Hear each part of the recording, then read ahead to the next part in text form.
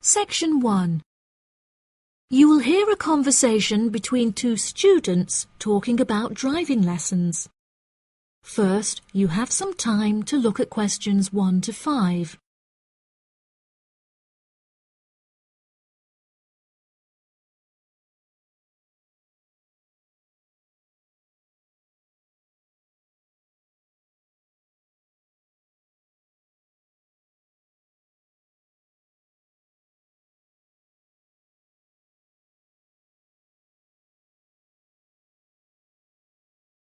You will see that there is an example that has been done for you. On this occasion only, the conversation relating to this will be played first. Hi, Zach. I heard you passed your driving test. Congratulations. Thanks, Olivia. I passed just last week. It feels great to be independent and driving on my own. I really want to take driving lessons, but I haven't been able to find a driving school that will give lessons during the weekends, so that I don't have to miss any classes at college. The woman wants to take driving lessons during the weekends, so weekends has been written in the space. Now we shall begin. You should answer the questions as you listen, because you will not hear the recording a second time. Listen carefully and answer questions 1 to 5. Hi, Zach. I heard you passed your driving test. Congratulations. Thanks, Olivia. I passed just last week. It feels great to be independent and driving on my own. I really want to take driving lessons, but I haven't been able to find a driving school that will give lessons during the weekends, so that I don't have to miss any classes at college. The driving school that I used was brilliant and really flexible with their teaching hours. It's really close to the school. The address is 67 Kings Road. That's 67 King '(S) Road. Oh, that's perfect. I don't like the idea of driving around busy streets. Did your teacher make you drive in urban areas, or did he mainly teach you on roads in the countryside? My teacher said that I had to learn on both in order to become a good and experienced driver. We would start in the city centre and then drive north above the city. He sounds like a good teacher. Would you mind giving me his contact details so I can ask him for lessons? Of course. My mother's friend Daniel Smith referred me to him. His name is Alan Sutcliffe. Could you spell the surname, please? Sutcliffe.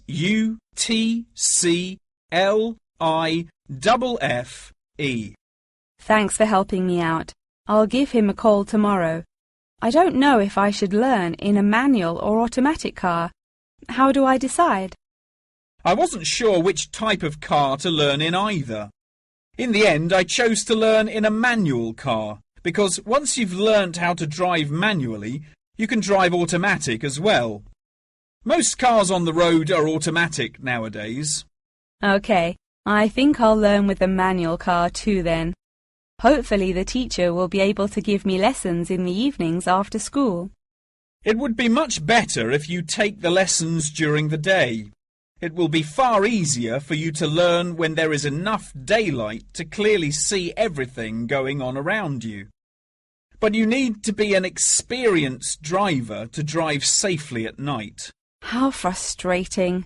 I was hoping I wouldn't have to take lessons during the weekends. You're right, though. Safety comes first. Before you hear the rest of the conversation, you have some time to look at questions 6 to 10.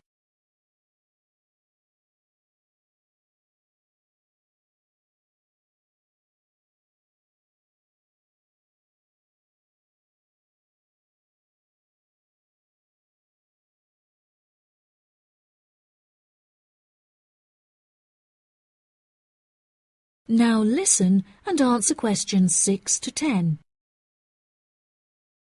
Speaking of safety, you should wait until summer to start learning. It's really difficult and dangerous to drive in the wind and rain as a learner, so you should definitely wait until the weather is sunny and dry. OK, that's perfect actually. It will give me some time to save up some money to pay for the lessons. Tell me about it. I had to work for months before I had enough money saved up. It was worth all the work when I finally got my driving licence, though. The whole process is so expensive. How much did it cost you in the end? Well, each half-hour lesson cost $30, and then the final test cost $50. In total, it cost me about $300. Gosh, it's pretty expensive. How did you find the test? Was it really difficult? No, it wasn't too bad, and the man was really calm and friendly. I knew that I would have to perform 2 parking manoeuvres during the test, so I practiced them a lot beforehand, and that really helped. The test used to last 40 minutes, but it changed a bit. For the first 20 minutes of the test, he gave me directions, and I had to just drive around, and then the last 10 minutes was for demonstrating the manoeuvres.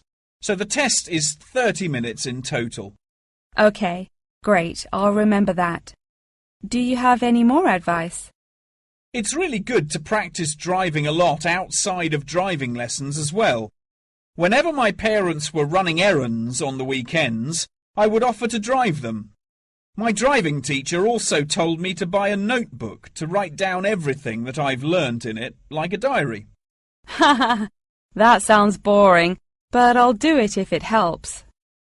I found it really useful. Before my test, I read through everything I had written down, and it reminded me of a lot of things that I had forgotten about.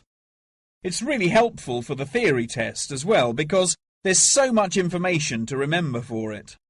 That's great, Zach. Thanks for your help. No problem. See you at school. Bye. That is the end of section 1. You now have half a minute to check your answers.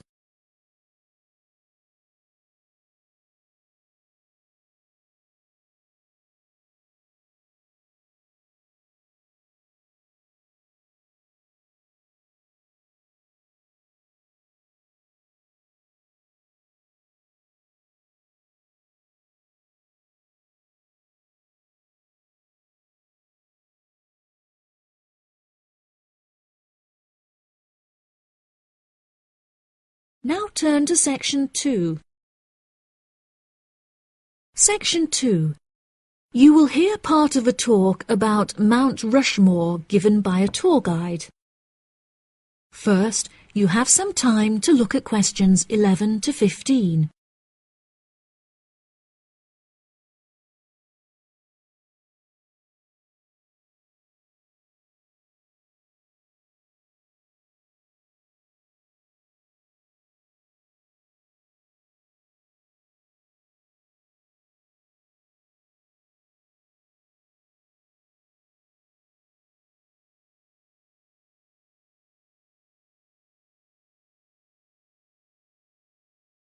Now listen carefully and answer questions 11 to 15.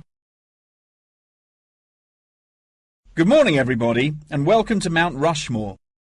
To start your visit, I'm just going to give you a brief account of the history of the memorial before letting you roam about on your own. I won't keep you long, okay? Mount Rushmore is South Dakota's top tourist attraction and features the heads of 4 United States presidents: George Washington, Thomas Jefferson, Theodore Roosevelt, and Abraham Lincoln.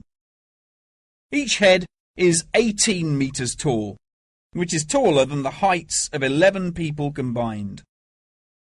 The sculptor initially wanted to depict the presidents from head to waist, but due to a lack of funding, the construction had to stop before this vision could be realized. In total, it cost the government $1 million to sculpt the heads at Mount Rushmore. Before the construction of the presidents' heads, the mountain was just bare rock and forest, attracting only a few hikers a year. The new carving at Mount Rushmore has become an iconic symbol of presidential greatness and has appeared in works of fiction and other popular works. The sculpture has also worked perfectly as a way to develop tourism, which was its intended purpose, and now attracts over 2 million people a year. The original plan was to carve the president's faces into the granite pillars known as the Needles. However, the sculptor soon realised that these rocks were too eroded and delicate to support such a large sculpture. Instead, he chose to locate the carving at Mount Rushmore due to its grand appearance and brightly lit rock faces that experience maximum exposure to sunlight throughout the day as a result of the southeast orientation.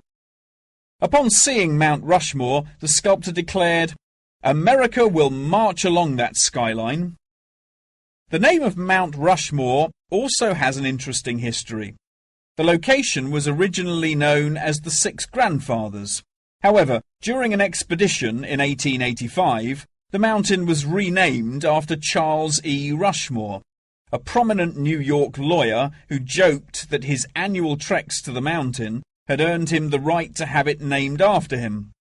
40 years after the mountain was renamed, Charles E. Rushmore donated $5,000 towards the sculpting of the president's heads, the largest single contribution. In 1927, the construction work started and 7 years later was complete with no fatalities. So that's the history for you. If you'd like any more information, please feel free to ask me questions, or you can soak up the information from our fantastic guidebook. Before you hear the rest of the talk, you have some time to look at questions 16 to 20.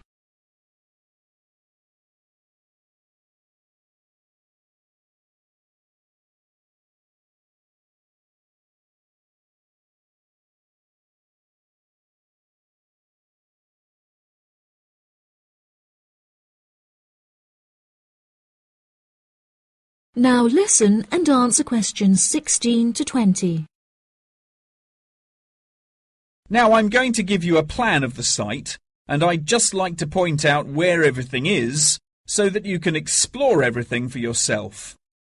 We're currently standing at the entrance, which is marked with the arrow on the map. If you follow the trail up to our left, you will find the information centre. There's a great photo booth there where you can have your photograph taken with Mount Rushmore in the background for a fee of only $10. What a great souvenir! In front of us is the refreshment centre, where you can help yourselves to coffee, locally grown tea, and a delicious selection of cold drinks and biscuits. Be sure to stay hydrated as it can get really hot up here. To our right, not far up the trail, is the gift shop. Here we sell copies of the guidebook, and it's also the perfect place to pick up some small souvenirs for yourself, your family and friends. Now, further up the trail, behind the gift shop, is a big stone building with a workshop. This is where all of our souvenirs are made by hand, which you can purchase in the gift shop, like I said before. Some are even carved from pieces of rock taken from Mount Rushmore itself. If you carry on walking up the trail past the workshop, you'll find our state-of-the-art visitor centre, where you can find maps of the walking trails here at Mount Rushmore. Now for the real treat. After you have walked past the visitor centre, you can follow the trail up to the left, which will take you to our wooden shelter. From here you will have the best view of Mount Rushmore that there is, an experience not be forgotten. Right, if anyone wants a guided tour, then I'm starting at the information centre. If you'd like to follow me, this way please. That is the end of section 2. You now have half a minute to check your answers.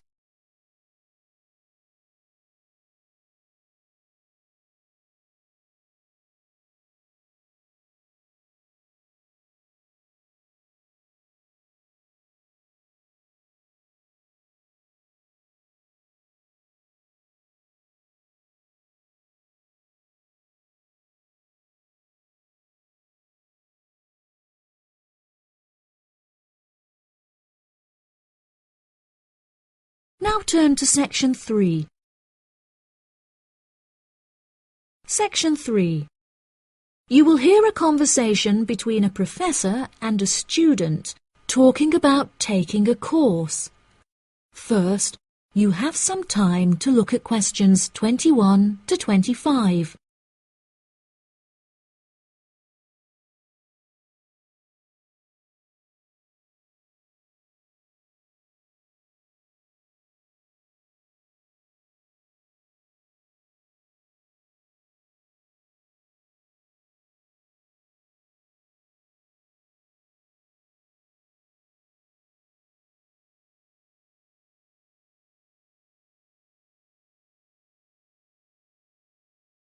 Now listen carefully and answer questions 21 to 25. Excuse me, Dr. Twain. May I speak with you for a minute? Of course, please come in. I'm Charlotte York. I'm considering taking your course in tourism. Right. Well, Charlotte, how can I help you? I have been considering studying tourism. However, it is such an important decision that I would like to seek some advice about it first. Would you mind answering some of my questions? Absolutely. Fire away. Well, I have been discussing courses with my parents, and they are concerned that I will not be able to get a well-paid job with a degree in tourism. The reason that I want to study the course is that I have a great interest in the subject, and I think I would really enjoy it. I believe the only way that I will enjoy my life is if I enjoy my career. Happiness is far more important than money, don't you think? Absolutely. I would much rather be happy and poor rather than rich and miserable. Money cannot buy you happiness. I'm glad you agree. You needn't worry about money, Charlotte. A large part of the tourism course is dedicated to teaching students how to manage finances, a skill that you can apply to your everyday life as well. I would also recommend that you take a sideline course in time management, as this can be incredibly useful in efficiently planning your workload. Efficiency is the key to success. I'll remember that. Now, I have found that some students have natural talents that really help them to succeed in the course. Communication skills, for example, can be very beneficial. Do you have any strengths? Maths was always my favourite subject at school, so I really enjoy solving mathematical problems.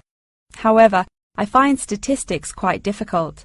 I have always been very capable and self-sufficient. I have a lot of confidence in my abilities and will take the initiative in situations without needing to depend on anyone else for their help. That's a really great quality to have and will be particularly useful if you choose to study tourism. That's great. I would recommend that you spend some of your time researching the course. A lot of people who are uneducated on the subject claim that tourism is a shrinking industry and that it will become irrelevant in the future. If you study the published research, however, you will see that the truth is quite the opposite. The industry has, in fact, grown significantly as people have developed an ever-increasing interest in culture and travel. Have you compared the university course with a polytechnic? Yes, I have. I was interested in studying the course in modules. However, the university doesn't offer that option. I don't have enough funds to be able to attend an expensive university, so I was relieved to see that the course is quite affordable. I also considered attending a summer school instead of university to save money, and so that I could work during the rest of the year. But I really wanted the university experience. I think that university would suit you well. Before you hear the rest of the conversation, you have some time to look at questions 26 to 30.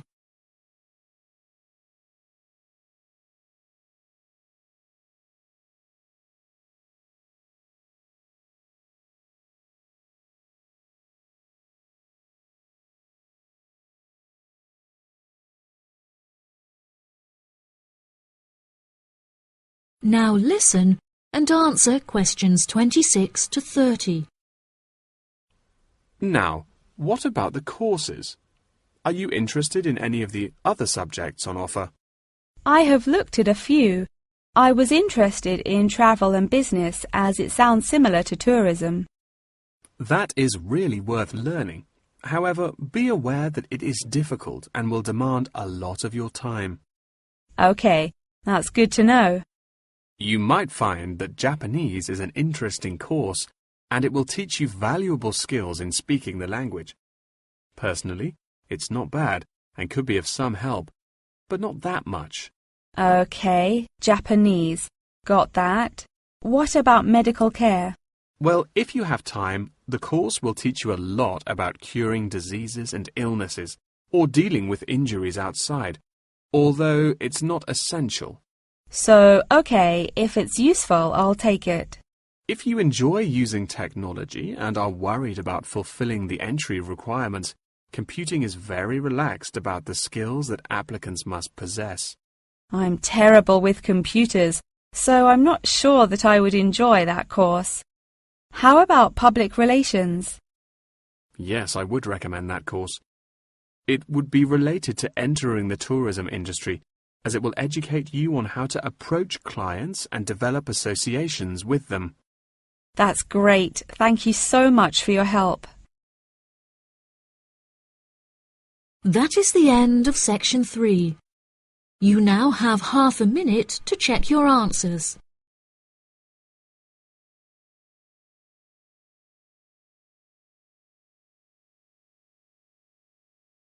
Now turn to section 4.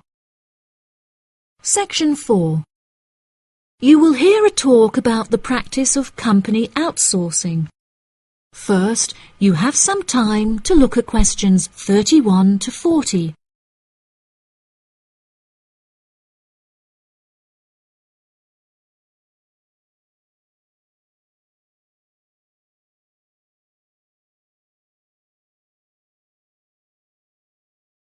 Now listen carefully and answer questions 31 to 40. Welcome, class, to your very first lecture in this series on business in the modern world, conducted by myself, Dr. Toby Bennett. Today, we will be looking into the practice of company outsourcing, using TCP technologies as a case study.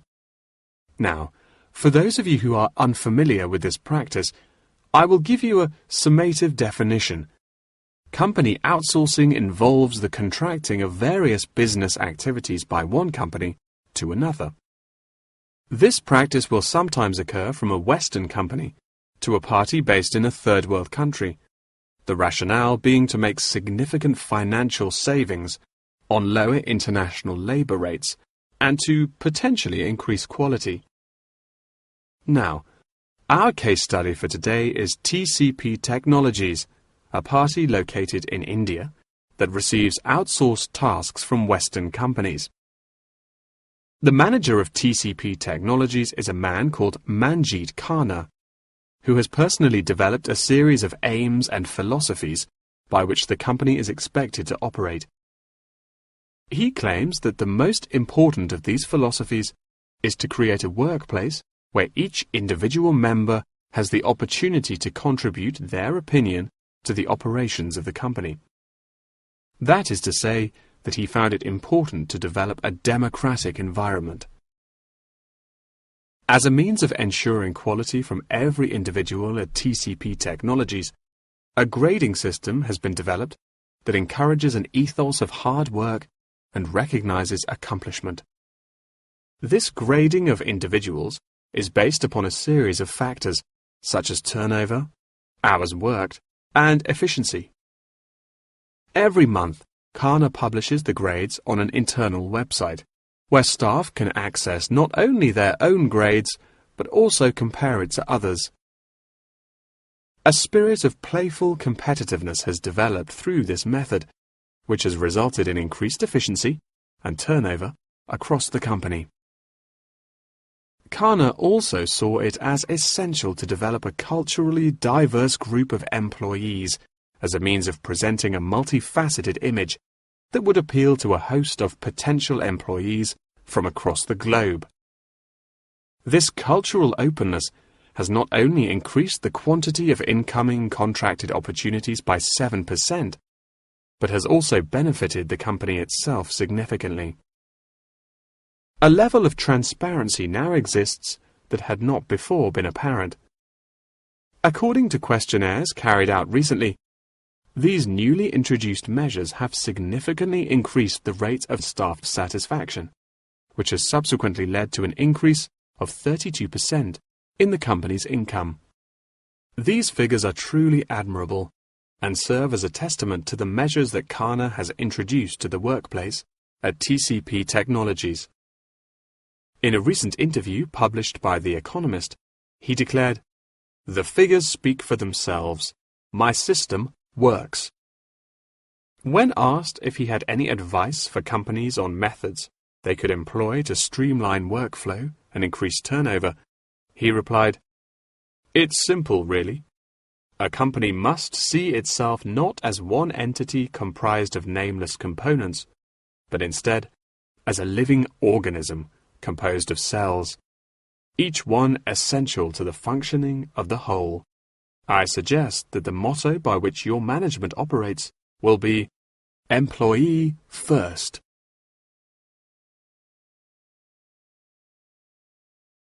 Many benefits have been reaped from the aforementioned changes in management style, such as a significant decrease in staff turnover. This improvement alone has solved many problems that had before stunted the growth of the company. A lot of these improvements came from the realization that the solution does not have to be produced internally, but can come from any other company. The grading system also immeasurably enhanced the dynamics of the company. The fact that this measuring system is solely produced for staff members and inaccessible by management means that it cannot be used as a judging criterion for promotion. It has proven itself a relaxed and informal means of stimulating workflow.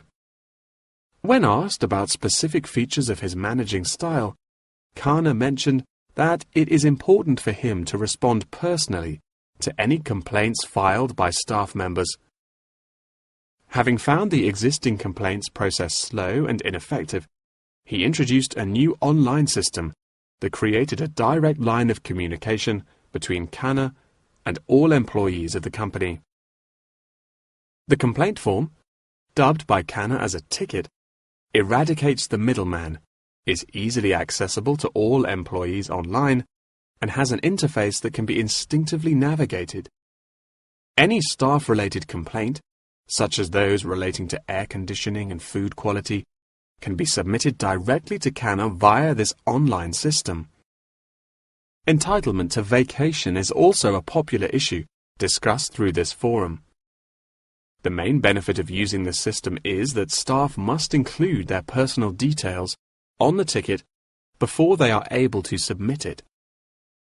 In the past, anonymous complaints had been the root of much confusion and caused many wasted work hours, so the new system has put a ban on this form of complaint. That wraps up the lecture for today. Please remember that attendance is mandatory. That is the end of section 4. You now have half a minute to check your answers.